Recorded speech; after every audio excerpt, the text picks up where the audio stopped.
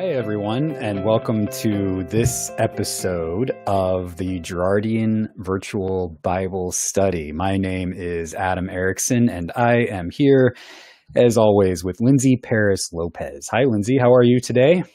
Hi, Adam. I'm doing well. How are you? Awesome. I'm doing great.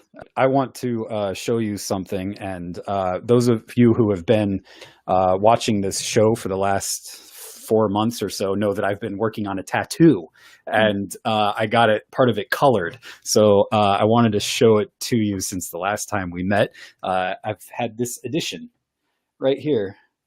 That is pretty awesome. Let's see. There we go. So this is Jesus, the risen Jesus, on Holy Saturday. There's this ancient tradition where Jesus on Holy Saturday goes down into the depths of hell, and he breaks the gates wide open, and he brings all of humanity out with him. And so it's just been really important and powerful for me. So I decided that I wanted to carry this. Actually, it's a 10th century icon. So this goes way back in early Christian history. This is a 10th century icon in Turkey of Jesus bringing Adam and all of humanity out with him there on my arm. So I thought that I wanted to carry it with me my whole life. So there we have it. So that's it. And yeah, that is gorgeous. And I'm wearing my Christian and Affirming T-shirt today because our gospel passage, I think, is one of the most important passages in the Gospels of what Jesus says that should lead us to being open and affirming towards all people, and especially today towards our LGBTQ siblings. So I'm excited for this passage and how it relates to it. Here's one of the things that I want to set up for this passage, though. The Gospel of John in particular, Jesus is really wordy. He's also really circular. And sometimes it's annoying because it's hard to understand because it's just so circular. But the reason that John is circular is so that we get the point. So he starts here, right? And then he comes over here, and then he comes back to the beginning, because the beginning is what is so important. And here in this passage, Jesus is talking about oneness, and how to be one, and what true oneness, true unity is in our world. And there's a false sense of unity that we will talk about after you go ahead and read it. And there's a true sense of unity. And this is what our guru, Rene Girard, helps us understand so well about the gospel text. So, Lindsay, you want to go ahead and read it? Yes. Okay. This is John chapter 17, verses 20 through 26. Before you read it, I just want to point out we've got some viewers with us, and if you have comments or questions, go ahead and you can put those in the chat room, and we'll try to bring them up as we can throughout the episode. So, yes, thank you to everyone who is joining us. All right, so this is John chapter 17, verses 20 through 26, and it is just before the arrest and trial and crucifixion of Jesus. So, I ask not only on behalf of these, but also on behalf of those who will believe in me through their word, that they may all be one. As you, Father, are in me and I am in you, may they also be in us, so that the world may believe that you have sent me. The glory that you have given me, I have given them, so that they may be one as we are one. I in them and you in me, that they may become completely one, so that the world may know that you have sent me and have loved them even as you have loved me. Father, I desire that those also whom you have given me may be with me where I am, to see my glory, which you have given me because you loved me before the foundation of the world. Righteous Father, the world does not know you, but I know you, and these know that you have sent me. I made your name known to them, and I will make it known, so that the love with which you have loved me may be in them, and I in them. So you read that and it's so circular, and there are all of these words that Jesus is repeating in here. And Mhm. it just kind of like, for me anyway, when I read it, it just kind of goes over my mind. I'm just like, what is this about? But it's all about living into the unity of God with one another. And there's a Mhm. specific Christian doctrine that helps us with this. And I know that you wanted to talk about this as well. It's the Trinity, Yes. which is all about difference and unity within God. So, what did you want to say about that as it relates to this passage? Well, just that the Trinity, of course, is very confusing, Uh-huh. and Just like this passage. just like this passage. I mean, John from the very beginning has this circular language. I mean, the first chapter is there was the Word was with God, all things were Yes. made through him, And I skipped a lot of that because basically it repeats everything I just said a couple times. And that's what John does. Um, so the Trinity is difficult to understand.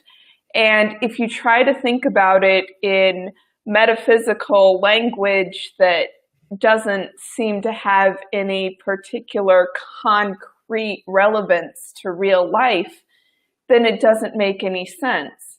Hmm. But if we think of the Trinity, if we think of God as love and love as relationship, then to think of God as relationship means that means that God is lover and beloved. You have multiple beings united in the essence of love. Hmm. And I think that it makes much more sense to think of the Trinity as God is loving relationship. You have God, you have God the Father, you have Jesus, and then you have pulling the rest of humanity into that relationship, so that we become part of God's own self. So we're drawn into love. We can use the words God and love interchangeably. And that makes the Trinity so much more real and beautiful to me, to think that it's a way of expressing God's love and Yes. the multi dimensions of relationship. Yes. Jesus says, "You have loved me" in this passage, and I have loved you in this passage. So there's a distinction. There's a you and a me. Martin Buber would say, "I and thou," right? Mm-hmm. But there's a unity in this. So there's Mm-hmm. distinctions between us, but those distinctions are not meant to cause scapegoating, or Right. not meant to say you are fundamentally other and not involved in this relationship of love, right? Mm-hmm. But Yeah, here, go it's ahead. it's to say just the opposite. It's to Yes. say that you who are distinct in your own body as a distinct entity are not other at all. That we Right. are a part of each other. That we would not be ourselves without each other. That's what this means. And it has profound implications for how we live our lives. Yes, let's talk about those implications because, as you say, they are profound. So here's where I take this, because there is a false sense of unity. So when I read this emphasis on unity, it can lead to a false sense of unity. So you can say to people, you know what, just don't rock the boat. Just stay over there. This false sense of unity is what tries to silence other people's voices for the sake of unity, right? And you see this in churches all the time. And Jesus was working against this in his day. So there were people who were really religious, right? And they would even use religious laws in order to say who's in and who's out, who's included and who's excluded, who's loved and who's not loved, right? And Jesus blows up these distinctions because Jesus is really concerned about unity and not the ways that we live dualistically in dividing the world into us and them. Right. Mm-hmm. For Jesus, may they be one as you and I are one, right? There's distinctions, and those distinctions should not lead us over and against one another, but we are made different so that we might truly love one another Mm-hmm. in a sense of Yes. being united. Yes. So Oh. for Jesus, there in his day, there are like religious laws that say who you can eat with and who you can't eat with. And Jesus blows this up, right? He Mm-hmm. eats with sinners and tax collectors, and this drives the uber religious people crazy, Yes. right? Yes. They don't like it, and they say that he is a sinner just like everyone else. Well, Jesus doesn't care about that category when it comes to those who are excluded and marginalized. He saves his harshest language for those who use religion as a way to divide us against them, who use religious laws to divide us and them. So, and for the sake of true unity, which isn't based on being over and against anyone, but bringing everyone into this new community of love. Yes. Yeah, when you said that we are divided into that we are different so that we can come to know each other, the Quran actually says exactly that. So you see this. So here we are in a Bible study, and the whole point is not to distinguish ourselves, to hold ourselves against others, but to, through our path, come together with others. So, and that's the beauty of it, I think, is truth is true wherever you're going to find it, right? God's truth shows up in all kinds of places. It shows up there in the Quran where it says, I have made you distinct so that you might know one another, not so that you might hate one another, right? Right. Yeah.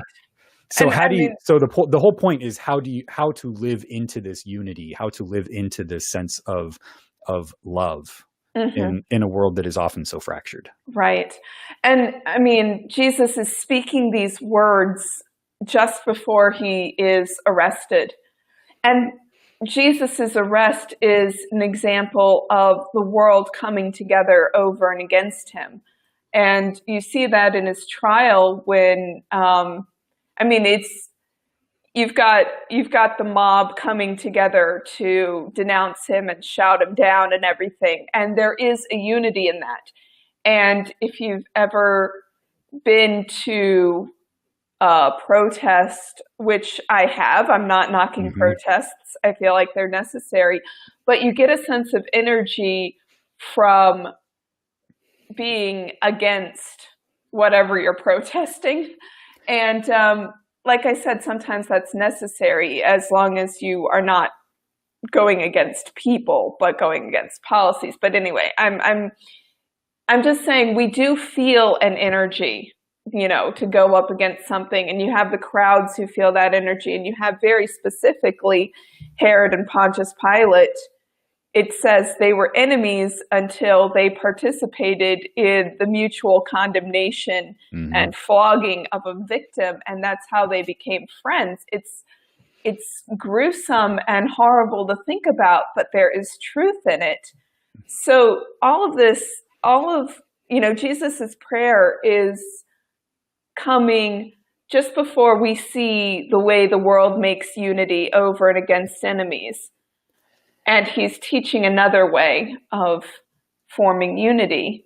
I'm glad you brought that up, because here near the end, Jesus says, "Righteous Father, the world does not know you."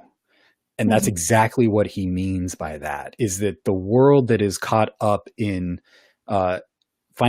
uniting against a common enemy, that world does not know what God is fundamentally like. Jesus reveals who the Father is by showing us to find a different way of, as you say, finding unity, which is the way of love. even for Mm-hmm. those that we call our enemies, even for those that we think are standing in the way of justice and love in the world. It's interesting because I went to the Gay Pride Parade last year, and it's Mm-hmm. this upcoming month is Pride Month.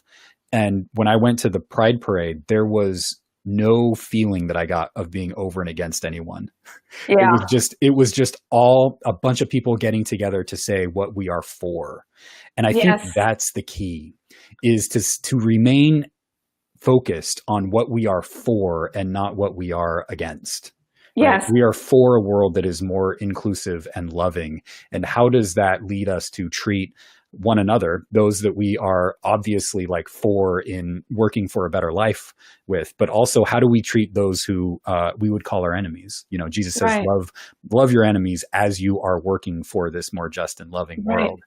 And I And think you mentioned it earlier. It's to focus not on the people, but on the powers and principalities or the policies, we might say. yeah, absolutely. You know, what's amazing is that the unity that is being created is always a unity that is centered on a victim. It's Hmm. always a unity that's centered on, um, and the unity that Jesus is drawing the world to is a unity centered on a victim, which it would be himself. But the difference is it's not those who cast out that are forming the world. It's the victim himself as the foundation drawing everyone in. And I think that those who have experienced marginalization, those who have experienced hate, when they build a world on forgiveness and on saying, I was treated, I was treated badly. I don't want anyone else to be treated as I was treated. Um, that's still the foundation. That's the foundation for a new world. And that's why the intelligence of the victim or the intelligence of the survivor, the intelligence of those who have been marginalized is what can form a new world that brings us all in as forgiven people who go out and forgive. Yeah, it's interesting because our Jewish friends are often like way farther ahead of the game when it comes to being open and affirming. Mm-hmm. And I talked with some of them about this, and they say, well, the reason is because we know what it's like to be marginalized, right? It's the whole Yeah. Exodus story that they keep playing out, and God says, "I hear the cry of the victim." Right. Mm-hmm. So God is on the side of those who are marginalized, and so our Jewish friends are like, we're not going to marginalize anyone. Right. Right. I mean, that's where they come in all of this. And I think Jesus comes in on that too by calling for this true sense of unity. So Yeah. uh, He but- go ahead. no, I mean he says that he wants everyone to see him in his glory, Mhm. and that means on the cross, but it's not about glorifying suffering. It's about bringing glory to all those who have suffered and showing that God has been with the suffering all the time. We see God's glory when we see that God has not been the one who is excluded, when we see that our world of marginalization and scapegoating and enmity, you know, is, we will attribute it to God, but really God is with the people who have Yes. always been our victims. Yes. That is what God's glory is, because that is the glory that can end victimization, Yes. that can transform it. So, Yeah. Yeah. Jesus says in another passage, there will come a day when they come against you and they will think that they are doing the will of God, but they are not. right. So, anytime somebody uses religion as an excuse to come against anyone else, they are not doing the will of God. Hmm. And So, and yeah, and the flip side of that, of course, is that there will come a time when you will go out against others thinking it's in my will, Hmm. and I'm going to set you straight. And we see Yep. that happen to both Peter and Paul later Absolutely. on. Absolutely. So, Yep. yeah. Awesome. Thank you, Lindsay. We've got a couple of comments from Cynthia. That's my mom. Yes, Hi, good Mom. points. As long as you're not going against people, but going against policies. That's I think that's one of the keys. Yes, what we are for is sometimes forgotten in our insistence on what we're against. Yes, we always need to keep both of those things in mind. Yeah. Lindsay, any final thoughts on this passage? I don't think I can sum up any final thoughts in a I think couple we words. handled. I know, right? This is good. Jesus is very circular, so that we get the point that God leads us to a oneness that is not over and against anyone, especially not using religion as a reason to be over and against anyone, but being for all people, especially those who are marginalized. So thank you everyone for watching this episode of the Gerardian Virtual Bible Study. We do this every Wednesday at 10:30 Central, 8:30 Pacific. So hope that you can join us again next week on the Raven Foundation Facebook page. Danielle says, "This has been very insightful. Thank you for doing this." Thank you for that comment, Danielle. We appreciate Thank you. it. Thank you. So everybody, until next week, grace and peace be with you. Peace Bye-bye. be with you.